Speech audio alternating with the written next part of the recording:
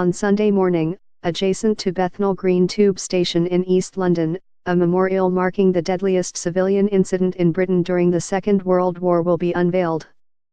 On the night of March 3, 1943, local people were alarmed after a new anti-aircraft battery gun performed an unannounced test. War-hardy East Londoners fled to their nearest air raid shelter, the unfinished Bethnal Green tube. The station entrance had been deemed unsafe by the local council, which had asked central government 3 times that it be altered to make it safe for large crowds, but it had been refused permission. With the steps wet from the rain, no handrail on the staircase and no white paint to mark each step, a woman carrying a baby fell, pulling another man on top of her. Before they could get back on their feet, others fell on top of them, and in the darkness, within minutes 173 people, including 62 children, had been crushed to death. Following the disaster, the families of the victims were prohibited from speaking out because of wartime secrecy. In an attempt to protect figures in Westminster, the engineers' letters highlighting the dangers the stairway presented were kept secret. Blame was subsequently incorrectly apportioned to the local council, and the victims were accused of panicking in response to a separate German bombardment. From Sunday, those walking past Bethnal Green tube station will see a full-size replica of the tube's staircase made from teak wood. Carved into the side of each step are names commemorating the 173 who lost their lives.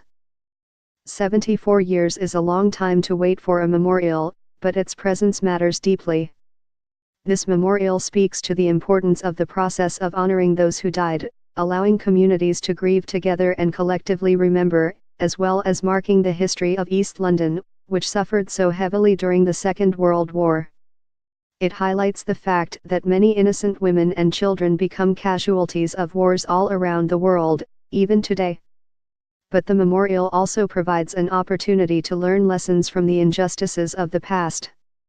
The injustice of the Bethnal Green tube disaster bears many similarities with other preventable disasters that have occurred across Britain since the war.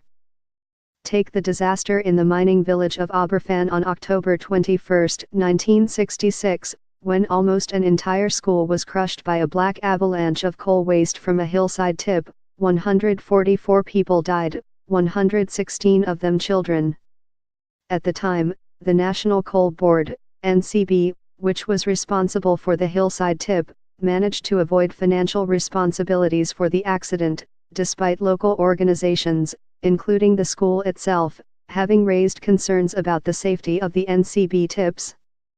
It was only after official papers were released 30 years later that the negligence of the NCB was fully exposed and families finally received justice.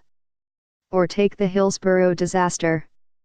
On the afternoon of April 15, 1989, 94 people were crushed to death during the FA Cup semi-final between Liverpool and Nottingham Forest. 2 further victims died later.